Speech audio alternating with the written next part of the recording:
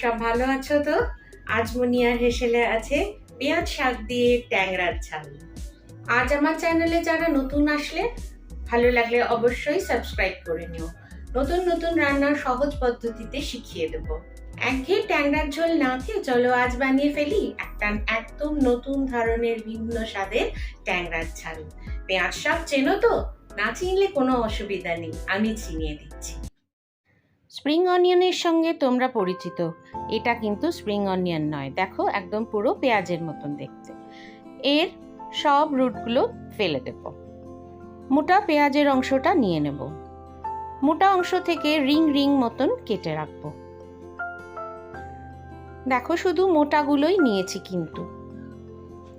এবার পাতার অংশ বাদ দিয়ে সমস্ত অংশটি কেটে নেব খুব মিহি করে।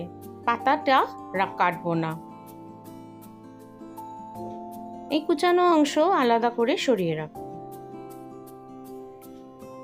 এবার সবুজ অংশ একটু বড় বড় করে কেটে নেব।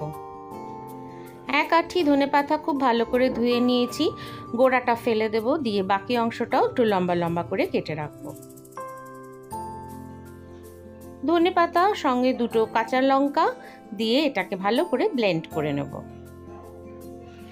এবার ব্লেন্ড করব পেঁয়াজ শাকগুলো।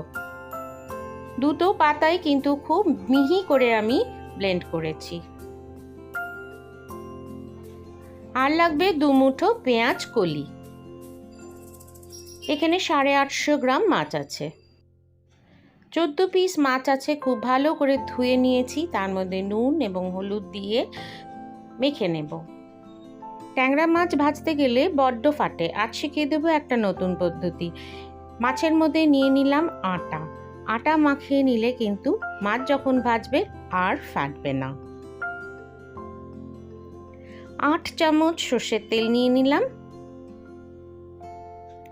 তেলটা বেশ ভালো গরম হয়ে গেছে। এবার ছেড়ে দেবো একটা একটা করে মাছ। দেখো একটা একটা করে মাছ ছাড়ছি, একটাও কিন্তু ফাটছে না। ভালো করে উল্টে পাল্টে ভেজে নেব।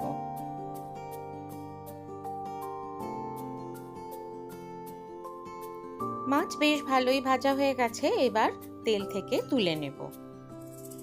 দ্বিতীয় চড়ার মাছ দিয়ে একটা খুব ইম্পর্টেন্ট কাজ সেরে নেব। নিয়েছি 2 চামচ সর্ষের গুঁড়ো, তার মধ্যে একটু নুন আর 2 চামচ জল। এই দিয়ে বানিয়ে ফেলবো একটা মোলায়েম পেস্ট।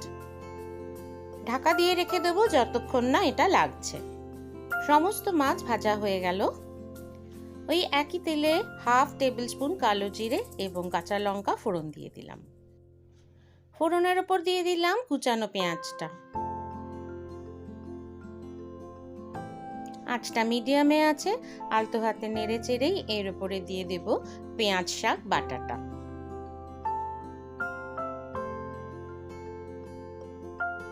পেঁয়াজ শাকটা পেঁয়াজের সঙ্গে ভালো করে মিশে গেলেই রং চেঞ্জ হওয়ার আগেই দিয়ে দেব এর মধ্যে 1 চিমটে হলুদ আর একটুখানি চিনি।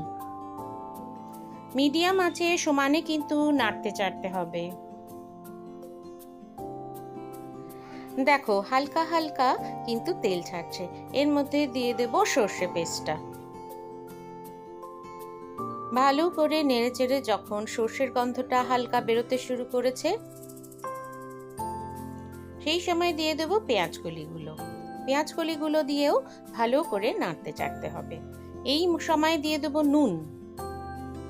দেখো কোনো উপকরণটাই কিন্তু রং চেঞ্জ করেনি, শুধুই একটু নাড়াচাড়া হয়েছে। এবার দিয়ে দিচ্ছি 1 গ্লাস জল।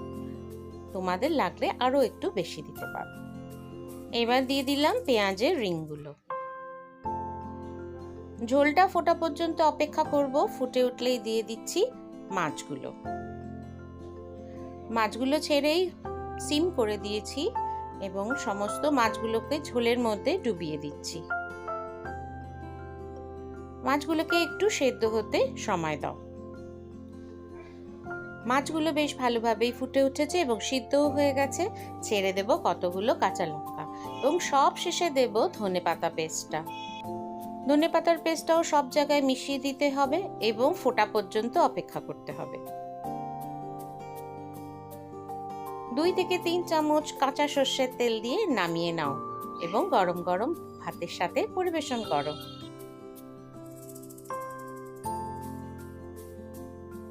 কেমন লাগলো জানিও কমেন্টস করে।